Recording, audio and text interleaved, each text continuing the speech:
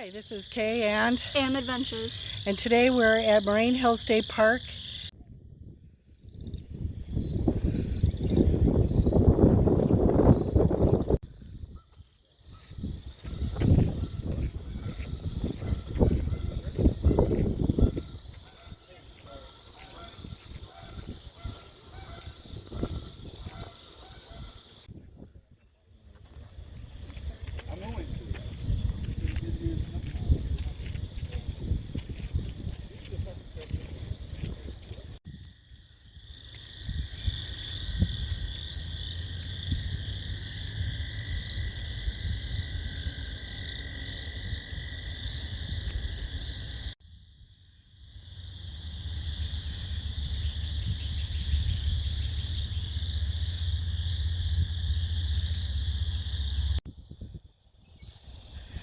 It's an absolutely gorgeous day today here in Illinois.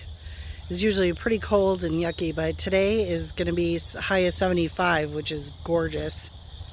And being out on the trails that at the state park here that finally are open is really something that we can enjoy.